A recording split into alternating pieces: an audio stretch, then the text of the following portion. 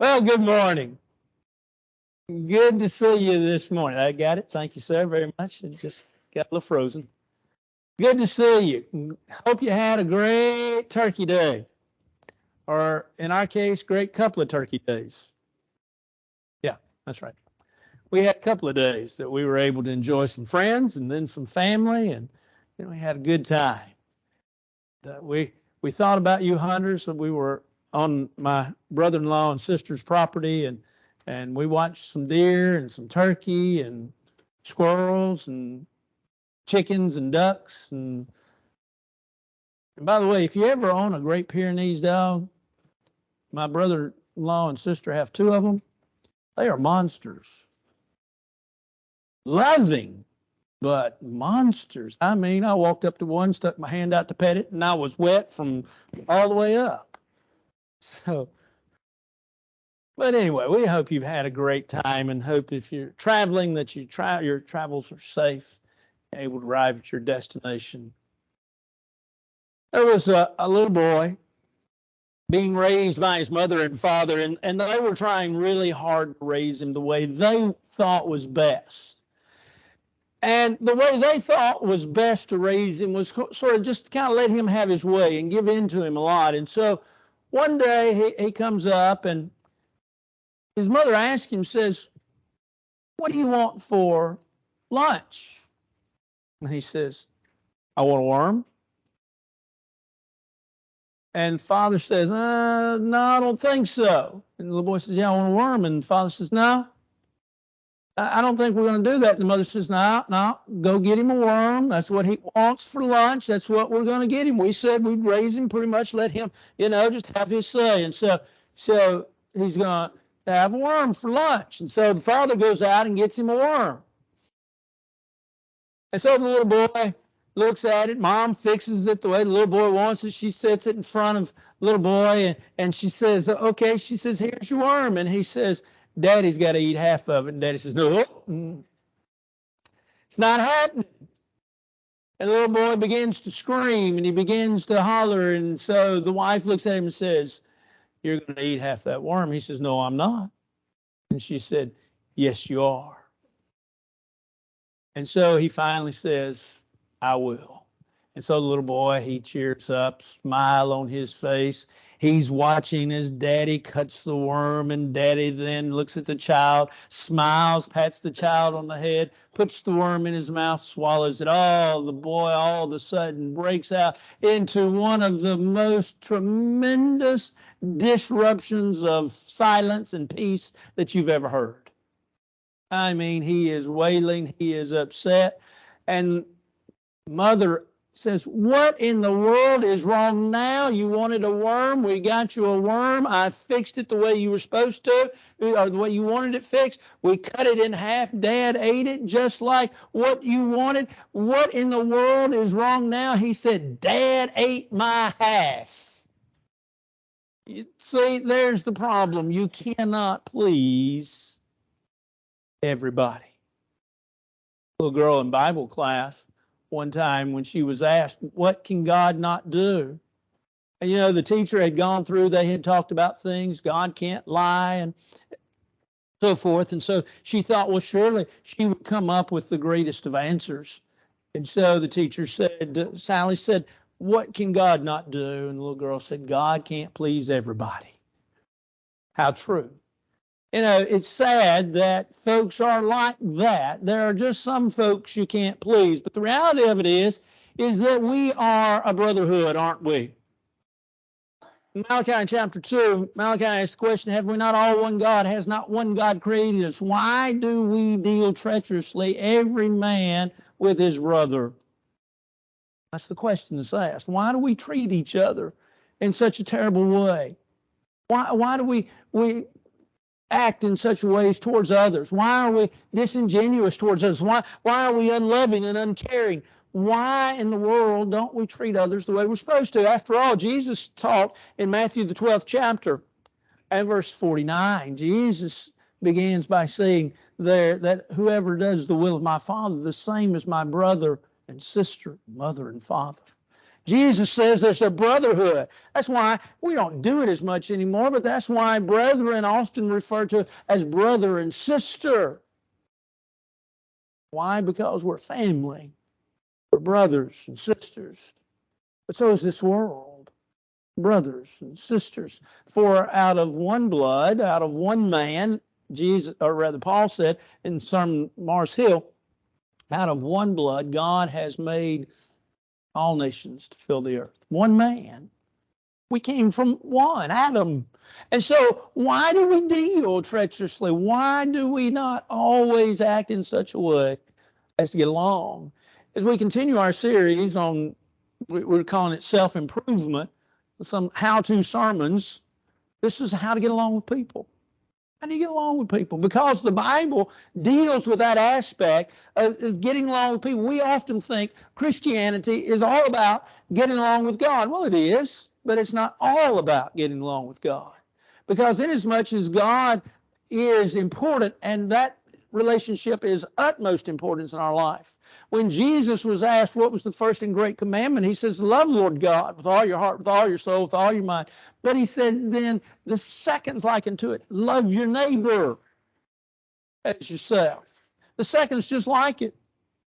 Love your neighbor as yourself. Implied self-love, yes, but the idea of getting along. Well, how do we go about getting along with others? Well, first of all, we have to learn to go the second mile. If you have your Bibles, you might want to look in Matthew chapter 5, verse 38. Jesus said there in the Sermon on the Mount, he said, you've heard that it's been said, an eye for an eye and a tooth for a tooth, but I say unto you. Now, let me just stop right there. Let me give you a greater context.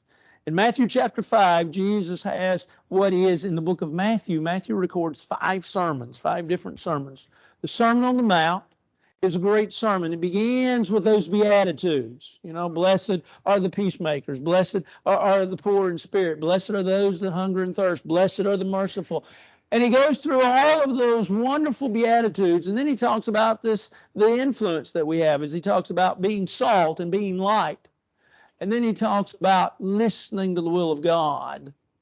And then he begins by talking about, you have heard that it has been said. And there are 6 of these in what we have in Matthew chapter 5.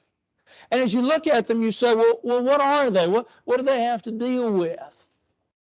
Well, evidently, in Jesus' day, some folks had taken part of the law and they'd either twisted it, changed it, or misinterpreted it. And so Jesus took 6 of these, and he shows folks really what they're all about. And he says, you've heard that it's been said, an eye for an eye, a tooth for a tooth. This was used in Old Testament times. It was the practice of a tit for a tat, if you will, of if you do this to me, then I'm going to do that to you. And Jesus said, but that's not the way we act. That's not what it's all about. It's not about seeing if we can get revenge, seeing if we can get even, seeing if we can get what has been done to us. Jesus says that if an individual compels you to go with him a mile, go with him 2. Now, once again, we have to consider New Testament times. In New Testament times, roads were marked off from the city in what would amount to a mile. And so there was 1 mile, 2 mile, 3 miles, 4. If you've ever gone out west, I went to a mission point years ago, and everything from the city was marked 1 mile, 2 miles, 1 mile road, 2 mile road, 3 mile road. 4. That's how. And you, where do you live? I live 4 mile road east, and that told you go east of town, you go 4 miles, you're going to hit their road. Jesus' day, a Roman soldier would come up and compel you to go with a mile.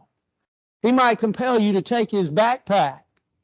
He might tell you to take whatever he had that he was traveling with, and you were to take it. And by law, by Roman law, you were to take it a mile. That's all you had to take it.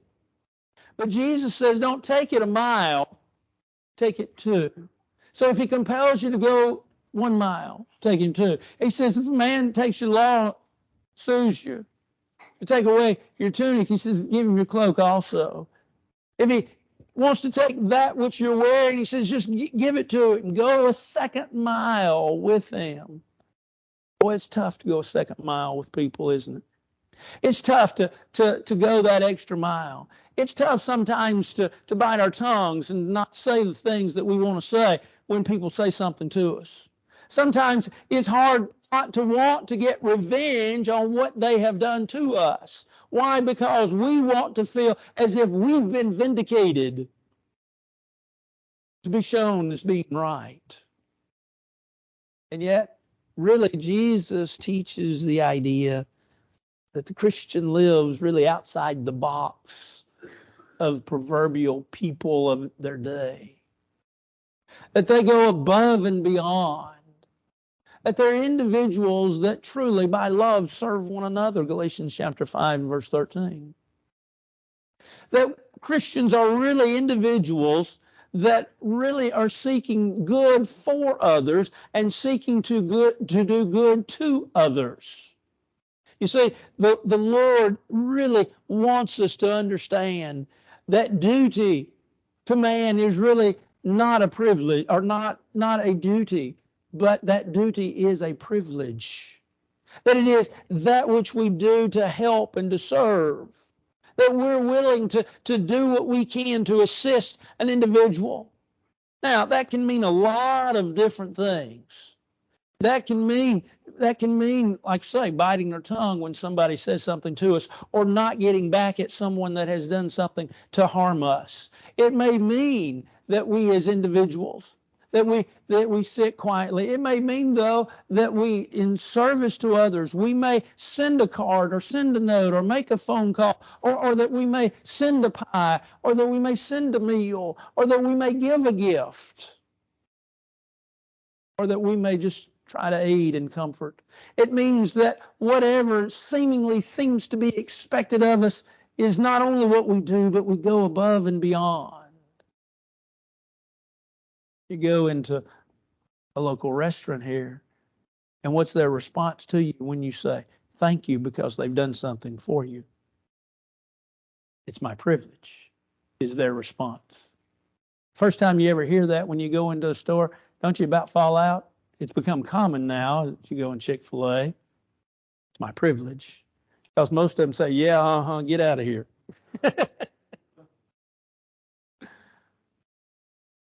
But the Christian says, okay, as we have opportunity, let's do good. Why? Because we're to do nothing through selfish ambition or conceit, but in lowliness of mind, we're to esteem others better than ourselves. That's Galatians 6, verse 10, and then Philippians 2, verses 3 and 4. You see, the Lord expects us to be individuals that go the second mile. I don't know if you've ever heard of the name Wade Boggs. Wade Boggs played for the Boston Red Sox baseball. Wade Boggs played baseball for several years, just a tremendous player.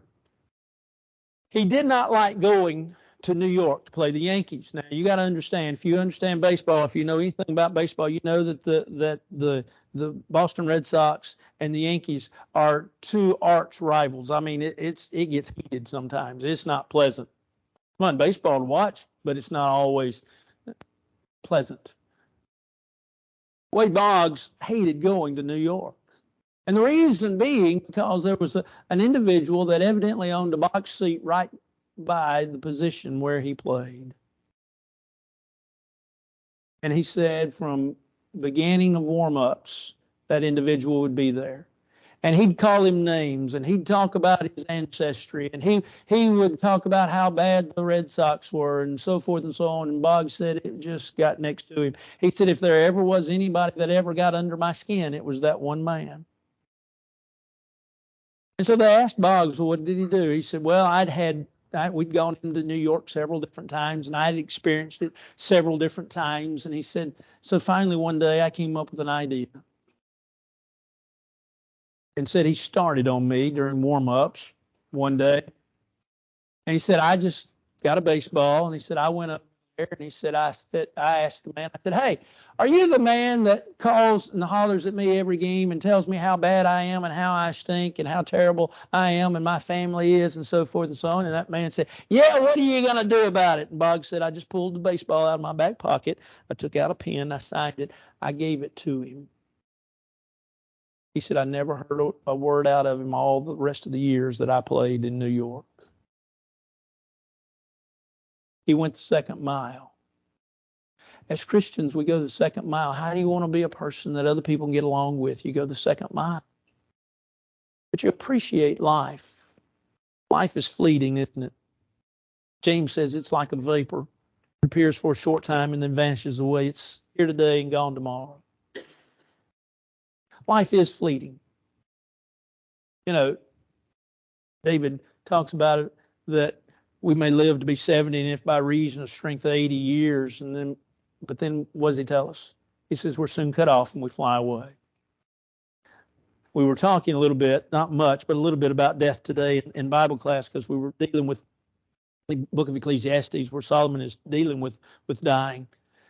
And I quoted Edward Young. Edward Young made a statement once. He said, all men think all men mortal but themselves. And the reality of it is we're all mortal. We're all going to die. It's important, though, that we appreciate life and what we have in life. Our society is built upon the idea of wanting more. Whatever we are, or wherever we are in life, whatever station we are in life, our society has built us to think about we want more or we want something different. I love Christmas time. I love getting gifts. You want to give me one, I will take it gladly. But at the same point in time, too, a lot of that is about, I need more. My closet's full, but I still need more. My toolbox is full, but I still need more. My junk drawer is full, but I still need more. Right? That's how we all live. That's how we all live our life. But the truth be known, we as individuals need to understand that we need to count our blessings. We spent just a couple of days this week thanking God for what we have, thanking God for what's been given to us. As I was reading something this past week, I liked what the individual said. He said, every one of us need to, wherever we're sitting, especially if we don't think that, we have it good, we need to open our eyes and look at everything that's around us. And if you open your eyes now and you look, you say, well, I see a church building that is comfortable, a church building that has a heat that when it kicks on doesn't bang. Brethren that love me and ask me how I'm doing and are willing to put their arms around me when I hurt. That I have a church family then that loves me, a building that is comfortable, a God that has blessed me. You might be sitting by your spouse or your children or your grandchildren, and you think, I have these family members that are precious to me. I have a car that brought me to here, to worship. I have clothes that are nice, they fit. The only reason mine don't fit is because I ate too much. So I have too much. You see, we sometimes fail to appreciate as we enter into his gates with thanksgiving and into his courts with praise, to really think about what we have. And as we go home, we can do the same. Close your eyes and sit at home for just a minute, and then open them and then look around and see what you have and be thankful for it. Appreciate what you have. Paul said that he'd learned in Philippians chapter 4, and think about when Paul wrote this. In Philippians chapter 4, Paul said, I have learned in whatever state I am therewith to be content. Now, Paul tells us a lot about contentment right there. He tells us, first of all, that you don't have to live in a mansion, that you don't have to live with running water, that you don't have to live with air conditioning, that you don't have to live even free, because you see, he's in prison. And not only is he in prison, but Paul possibly could have been bound to a Roman guard at this point in time. But then Paul tells us a little bit else about contentment. He tells us you don't just really wake up one morning and say, I'm happy and I'm content. Because Paul said, I have learned. And the word learned there means to learn through circumstances or events in your life. And so Paul tells the church of Philippi, you need to learn it. It's going to take some ordeal. It's going to take some problems. It's going to take some heartaches. It's going to take some hurts. But learn to be content. Why? Because of what he wrote a little later. He probably wrote that book about 62 AD. About 66 AD, he writes to a young preacher by the name of Timothy. And in 1 Timothy chapter 6, in verse 6, he says, godliness with contentment is great gain. Solomon said it best, we brought nothing in this world, we're going to carry nothing out. We need to learn then, if that be true, and it is, that we need to really appreciate what we have, to be happy with what we have, to be happy with where we are. Oh, yes, we can always improve, and we can always strive to make improvements. There's nothing wrong with that. But yet at the same time, too, learn to love and appreciate what you have and where you are. And you might say, well, preacher, how does that make me get along with people? Because guess what? You're not going to be grouchy, grumpy, always seeking and striving for something that's not attainable or not there. You're going to learn to be thankful as you travel your journey. And as each chapter of your life opens up, and as each chapter closes, you're thankful for what you have. You're thankful for the journey that you made. You're thankful for the chapter that you wrote in the story of your life. And you learn to appreciate life, and you make the air, if you will, around you much more pleasant. And so, how do you be a person that people can live with? You appreciate life. Next. Take things in stride. Take life in stride. Life comes and life goes, right? And as we learned in our Bible class this morning, as Solomon tells us, he says, really, life's not predictable. But we learn to appreciate and learn really to take life in stride. Take it as it comes. Think about it from the standpoint of Jesus. Jesus was pushed by the Pharisees.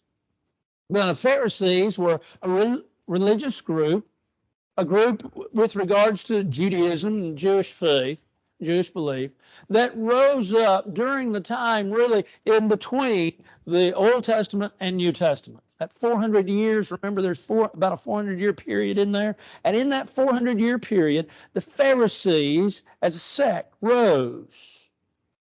And as they rose, they began to be the religious individuals of their day and age. They began to be the religious rulers, but they also began to be the individuals that told you, this is what you do religiously, and this is what you believe, and this is how you act. And so the Pharisees of Jesus' day, being in that position of power, being in that position of prestige, and being in that position thinking that Jesus was as there were others. Now, you got to remember, in Jesus' day, history tells us that there were as many as 15 other individuals claiming to be Jesus Christ.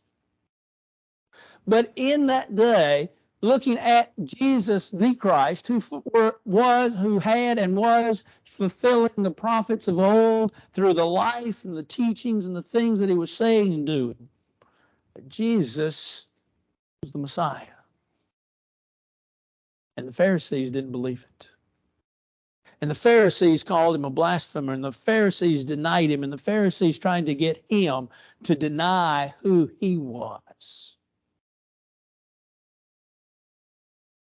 And Jesus took it all in stride. Never trying to overthrow you. Oh, you might say, well, now there's a couple of times where Jesus used some language that he let them know what was going on, and he set them straight, and yes, he did. But Jesus, in many ways, lived the way he told the apostles to live. Remember, in the book of Matthew, Jesus sent the apostles out on the limited commission He told them to go a certain place for a certain period of time, preach the word, tell the truth, and then they were to come back to him. But he told them that as they went preaching, that if they went into a city and folks would not listen to them, folks would not hear them, he says, you go then out of that city, and he says, you shake the dust off your feet. Now, I'm sure there are some that probably did that literally, but he was just saying, move on. If they won't accept you from a hospitable standpoint, move on. If they won't listen to the teaching, the preaching, move on. Why? Because he was not here to set up a kingdom that was going to spend time physically fussing and fighting. A kingdom that preached love and shared the truth.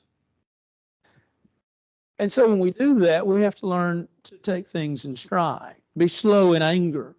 You think about that. I was trying in studying this week. I got to thinking, there are several passages.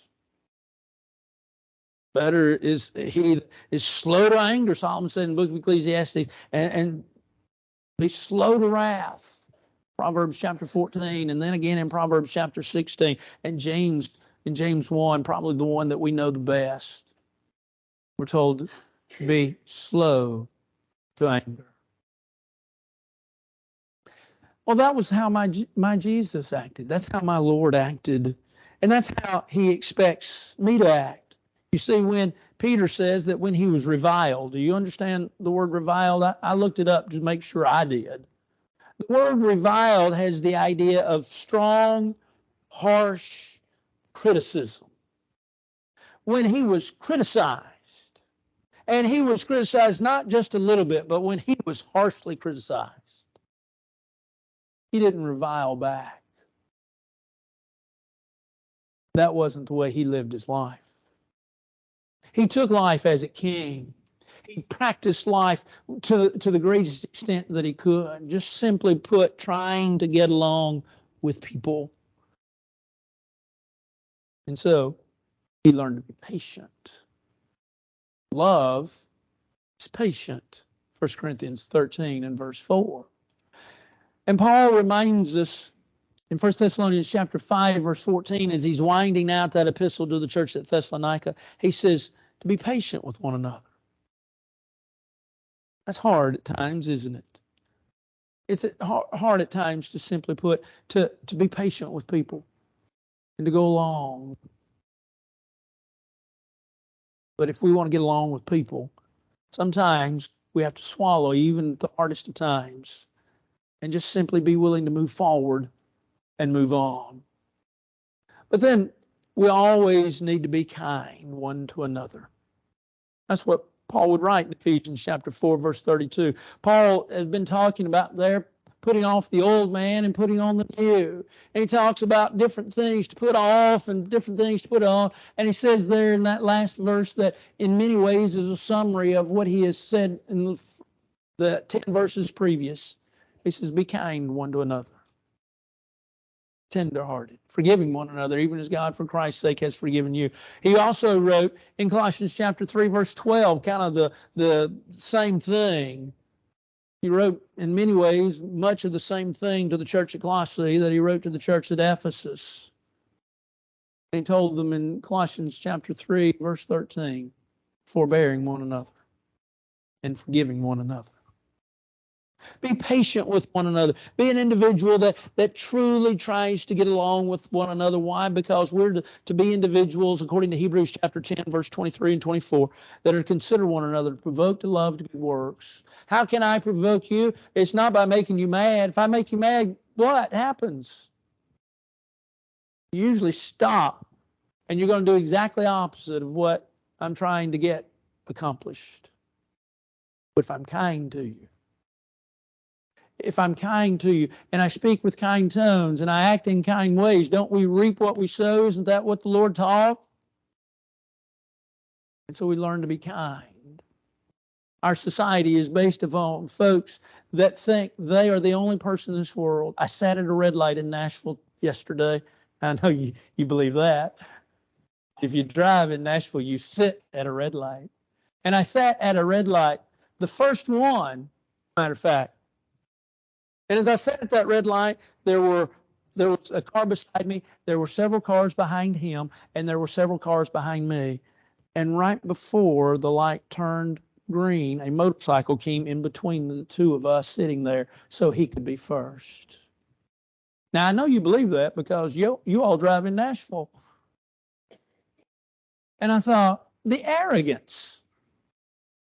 And then I thought about running over him, and I thought that wouldn't work. That would sort of defeat my sermon.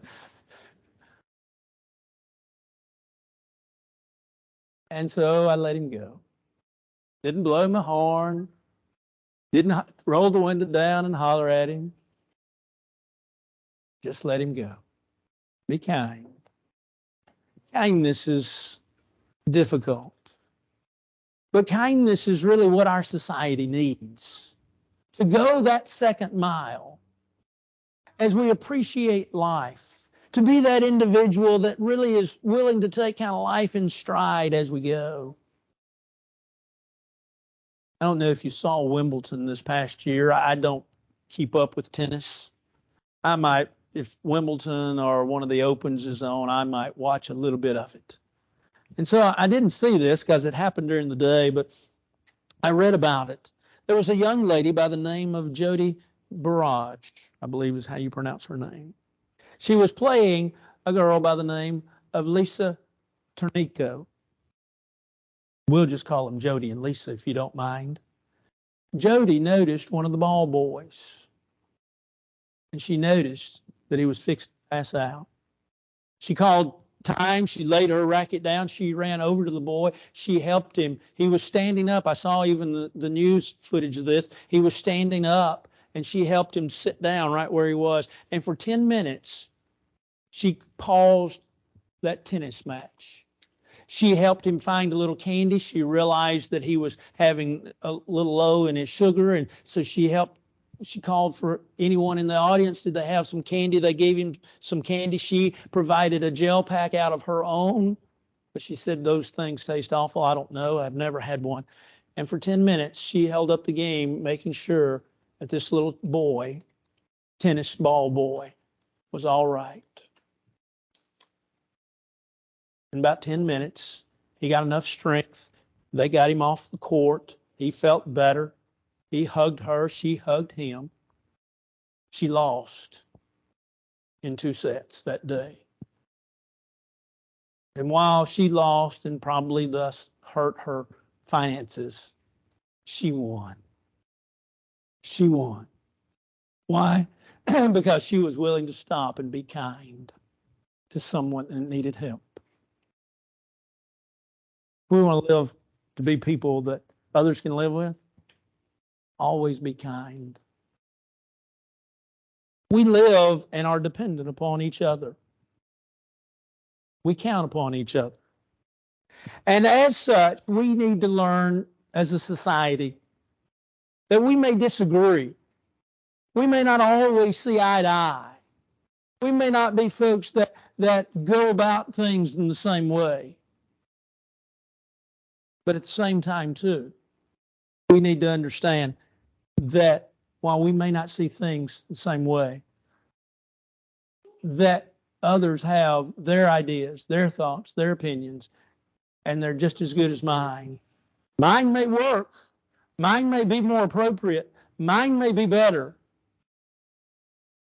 But let me make sure that when I get my point across, I do it in a loving, kind, generous, helpful way so that I can be the type person that the Lord wants me to be as I let my light shine before others so that they can see not me, but my Savior, and they can glorify my Father, which is in heaven. This morning, if you're not a New Testament child of God, or you need to come and rededicate your life, won't you come? All together we stand and sing.